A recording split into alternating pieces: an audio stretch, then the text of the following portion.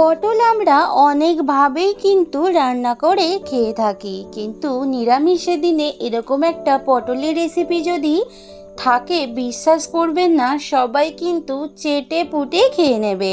যারা পটল খায় না তারাও কিন্তু খেয়ে নেবে। নমস্কার বন্ধুরা, মিষ্টিমন চ্যানেলে সবাইকে সুস্বাগত। আজকের আমি এসেছি পটলের এক নিরামিষ রেসিপি নিয়ে, যেটা এতটাই টেস্টি হয় যে ভাত রুটি পরোটার সাথে লাগবে অসাধারণ। তাহলে বন্ধুরা, কথা না বাড়িয়ে একসাথে চলুন রেসিপিটি শুরু করা যাক।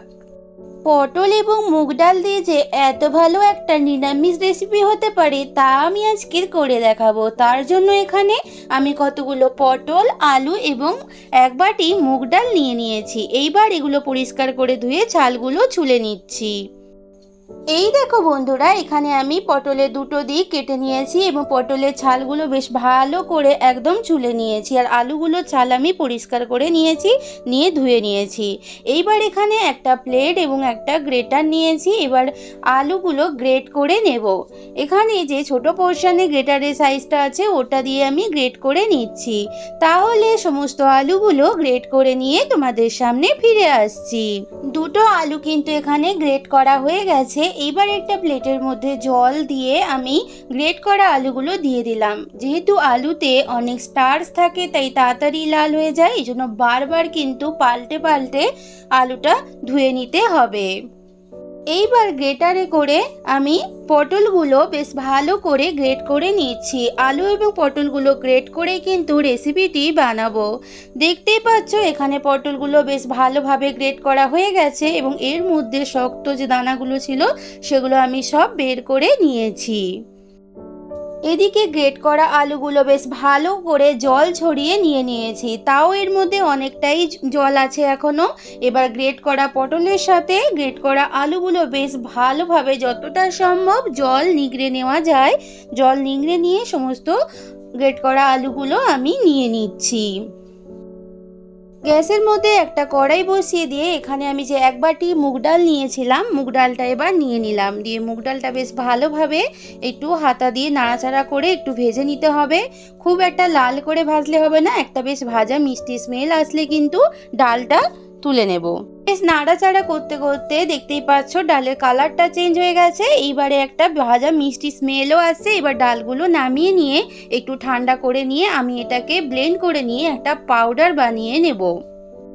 গ্যাসের মধ্যে কড়াই বসিয়ে দিয়ে কড়াইটা গরম করে নিয়ে আমি এখানে সর্ষের তেল নিয়ে নিয়েছি। আমি পুরো রেসিপিটাই সর্ষের তেলে করব, তবে তোমরা সাদা তেলেও করতে পারো। এইবার তেলটা গরম হয়ে যাওয়ার পরে গ্রেট করা পটলগুলো দিয়ে দেব। দেখতেই পাচ্ছ আমি এখানে গ্রেট করা পটলগুলো বেশ ভালো করে নিংড়ে নিচ্ছি। দেখো আমি এখানে কিন্তু কোনো জল দিইনি বা কোনো লবণও ইউজ করিনি, তাও দেখতেই পাচ্ছ কতটা জল বেরিয়ে গেছে। যতটা সম্ভব জল নিংড়ে নেওয়া যায় সেটাই কিন্তু নিয়ে নিচ্ছি।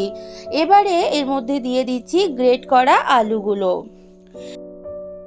এইবার দেখো গ্রেট করা আলু এবং পটলগুলো বেশ ভালোভাবে তেলের সাথে মিশিয়ে নিয়ে একটু ভাজাভাজি করে নিচ্ছি। প্রথমে কিন্তু আমি এখন লবণ দেব না, লবণ দিলে তাড়াতাড়ি জল বেরিয়ে যাবে। তার জন্য প্রথমে একটু ভেজে নেব, তার জন্য একটু নাড়ানাড়ি করে নিচ্ছি। এবার একটুখানি তাড়াতাড়ি যাতে সেদ্ধ হয়ে যায় একটু ঢাকা দিয়ে 5 মিনিট মতো রেখে দেব। 5 মিনিট বাদে ফিরে আসছি। 5 মিনিট বাদে ফিরে এলাম, ঢাকাটা খুলে নিলাম। এবারে একটু আমি এখানে দিয়ে দিচ্ছি স্বাদ মতো লবণ। এবার হাফ চামচ দিয়ে দিলাম হলদি পাউডার, 1/4 টিস্পুন লাল লঙ্কা পাউডার। ঝালটা তোমাদের পছন্দ অনুযায়ী কিন্তু তোমরা নেবে। 1/4 টিস্পুন দিয়ে দিলাম এখানে জিরা পাউডার। এবার একটু সবকিছু ভালোভাবে মিশিয়ে নিচ্ছি। ভালোভাবে মিশিয়ে নিয়ে আবারও একটু আমি এখানে ঢাকা দিয়ে রেখে দেব। 2 থেকে 3 মিনিট বাদে ফিরে এলাম, ঢাকাটা খুলে নিলাম। দেখতেই পাচ্ছ আলু এবং পটলগুলো বেশ ভালোভাবে সব কিছুর সাথে মিশে গেছে এবং সেদ্ধ কিন্তু ভালোভাবে হয়ে গেছে। এইবার এখানে যে মুগ ডালটা আমি ভেজে ব্লেন্ড করে পাউডার বানিয়েছিলাম, দেখো সেই পাউডারটা আবার দিয়ে দিলাম। যতটা প্রয়োজন আমি ততটাই কিন্তু নিচ্ছি। এক বাটি ডাল আমি পাউডার বানিয়েছিলাম, কিন্তু এখানে পুরো এক বাটি ডাল আমার লাগেনি, আমি হাফের একটু বেশি এখানে দিয়ে দিলাম। দেখতেই পাচ্ছ সব কিছু বেশ ভালোভাবে মিশে গেছে, ডোটা কিন্তু আমার একদম রেডি হয়ে গেছে। এবারে আমি কিন্তু নামিয়ে নিয়ে একটু ঠান্ডা করে নেব। একটুখানি ডোটা ঠান্ডা হয়ে যাওয়ার পরে হাতের মধ্যে আমি একটু সর্ষের তেল মেখে নিয়েছি, যাতে আমার হাতের মধ্যে চিটিয়ে না যায়। এইবারে ওখান থেকে একটু কিছুটা পোর্শন নিয়ে আমি গোল গোল করে কোফতার মতো করে বানিয়ে নিচ্ছি। সাইজটা তোমরা তোমাদের পছন্দ অনুযায়ী করো, কম বেশি ছোট বড় যে যেমন বানাতে চাও সে কিন্তু সেভাবেই করে নিও। দেখতে পাচ্ছ কোফতাগুলো কিন্তু আমার বানানো রেডি হয়ে গেছে। এবারে কোফতাগুলো ভেজে নেওয়ার পালা। এদিকে গ্যাসের মধ্যে আমি কড়াই বসিয়ে দিয়ে বেশ কিছুটা সর্ষের তেল দিয়ে দিয়েছি। সর্ষের তেলটা বেশ ভালোভাবে গরম হয়ে যাওয়ার পরে কোফতাগুলো এখানে দিয়ে দিচ্ছি। বেশ ভালো করে কোফতাগুলো গ্যাসের ভলিউম মিডিয়াম টু লোতে রেখে কিন্তু এপিট ওপিট বেশ লাল করে ভেজে নিতে হবে। সমস্ত কোফতাগুলো দিয়ে দিলাম। একটা সাইড ভাজা হয়ে গেছে, অপোজিট দিকটাও উল্টে দিচ্ছি। দেখতে পাচ্ছ একটা দিক কিন্তু লাল হয়ে ভাজা হয়ে গেছে। খুব একটা কিন্তু পোড়া পোড়া করে লাল করে ভাজলে হবে না, মোটামুটি একটু লাল করে ভেজে নেব। সমস্ত কোফতাগুলো এবার উল্টে দিচ্ছি। দেখতেই পাচ্ছ বন্ধুরা, দুটো দিক কিন্তু বেশ ভালোভাবে লাল লাল করে ভাজা হয়ে গেছে। এবারে কোফতাগুলো উঠিয়ে নেব। কোফতাগুলো ভেজে রাখা তেলের মধ্যেই আমি গোটা গরম মশলা, তেজপাতা, শুকনো লঙ্কা ফোড়ন দিয়ে দিলাম। ফোড়নটা বেশ ভালোভাবে ভাজা হয়ে যাওয়ার পরে এখানে আমি কাঁচা লঙ্কা, টমেটো এবং আদার পেস্ট বানিয়ে রেখেছি, ওটা এবার দিয়ে দিলাম। আমি এখানে 3 চামচ এই পেস্টটা দিয়ে দিলাম। এইবার ভালোভাবে তেলের সাথে মিশিয়ে নিয়ে মশলাটা বেশ ভালো করে কষিয়ে নিতে হবে। মশলাটা বেশ ভালোভাবেই কষানো হয়ে এসেছে। দেখতেই পাচ্ছ পরিমাণে কিন্তু অনেকটাই কমে গেছে, ভালোভাবেই কিন্তু মশলাটা ফুটে উঠেছে।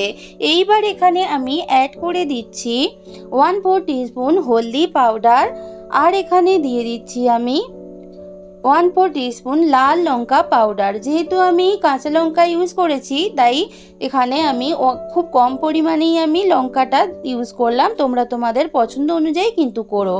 আর এখানে দিয়ে দিলাম 1/4 টিস্পুন জিরা এবং ধনিয়া পাউডার আর স্বাদ মতো লবণ। সব কিছু মিশিয়ে নিচ্ছি। এইবার এখানে দিয়ে দিলাম 1/2 চামচ কাশ্মীরি রেড চিলি পাউডার, এটা কালার হওয়ার জন্য। এটা সম্পূর্ণ অপশনাল, দিতে পারো নাও দিতে পারো। এবার এখানে দিয়ে দিলাম 1/2 চামচ গরম মশলা পাউডার, আর টেস্টের ব্যালেন্স করার জন্য দিয়ে দিলাম 1/2 চামচ চিনি। এটা বেশ একটু মিষ্টি মিষ্টি হবে, তবে ভালো লাগবে। দেখতেই পাচ্ছ ভালোভাবেই কিন্তু সব কিছু বেশ মশলাটা কষানো হয়ে গেছে, তেলটাও ছেড়ে দিয়েছে। এইবার এখানে আমি একটু দিয়ে দিচ্ছি কসুরি মেথি হাতে ক্রাশ করে। কসুরি মেথিটা দিলে এই রেসিপির টেস্ট কিন্তু অনেকটা ভালো আসে, তবে এটা যদি না দাও তাতে কোনো অসুবিধা নেই। ধনিয়া পাতাও তোমরা এই পর্যায়ে ইউজ করতে পারো। এবার সব কিছু একটু ভালোভাবে মিশিয়ে নিচ্ছি। বেশ টাইম নিয়ে মশলাটা কষিয়ে নেওয়ার পরে এখানে আমি দিয়ে দিলাম একটু উষ্ণ গরম জল, যেটা মশলা ধোয়া জল আমি গরম করে রেখেছিলাম, ওটা এবার দিয়ে দিলাম। দিয়ে বেশ ভালো করে মশলাটার সাথে মিশিয়ে নিচ্ছি। একটুখানি ঢাকা দিয়ে রেখেছিলাম, ঢাকাটা খুলে নিলাম। দেখতেই পাচ্ছ ঝোলটা বেশ ভালোভাবেই ফুটে উঠেছে। এইবার এখানে ভেজে রাখা কোফতাগুলো দিয়ে দিচ্ছি।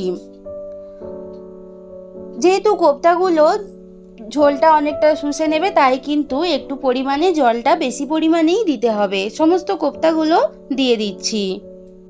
ঝোলের মধ্যে সমস্ত কোফতাগুলো দিয়ে হাতা দিয়ে বেশ ভালোভাবে মিশিয়ে নিচ্ছি। নিয়ে আবারও একটু ঢাকা দিয়ে রেখে দেব। 2 মিনিট বাদে ফিরে এলাম, ঢাকাটা খুলে নিলাম। ঝোলটা আগের থেকে একদমই কমে গেছে এবং রান্নাটা অলমোস্ট হয়ে গেছে। এবার এখানে দিয়ে দিচ্ছি ধনিয়া পাতা কুচি। বেশ ধনিয়া পাতা কুচি দিয়ে বেশ সব কিছু ভালোভাবে মিশিয়ে নিচ্ছি। রান্নাটা আমার কমপ্লিট। এবার আমি সার্ভ করে নেব। অসাধারণ স্বাদে সম্পূর্ণ নিরামিষ পটলের এক ইউনিক রেসিপি রেডি হয়ে গেল। আমি সার্ভ করে নিচ্ছি। যারা কোনো দিন পটল খেতে পছন্দ করে না তারাও কিন্তু চেটে পুটে খেয়ে নেবে, তারা বুঝতেই পারবে না তারা কি খাচ্ছে। আমার আজকের এই রেসিপি যদি ভালো লাগে অবশ্যই একটা লাইক করে একটা কমেন্ট করে জানিও তোমাদের কেমন লাগলো। একটু বেশি ভালো হলে বন্ধুদের মধ্যে শেয়ার করে দিও। আমার চ্যানেলের পুরনো এবং নতুন বন্ধু সবাইকে পাশে থাকার অনুরোধ জানিয়ে আজকের মতো তোমাদের থেকে বিদায় নিচ্ছি। সবাই ভালো থেকো, সুস্থ থেকো, থেকো, সব সময় হাসতে থেকো। টাটা।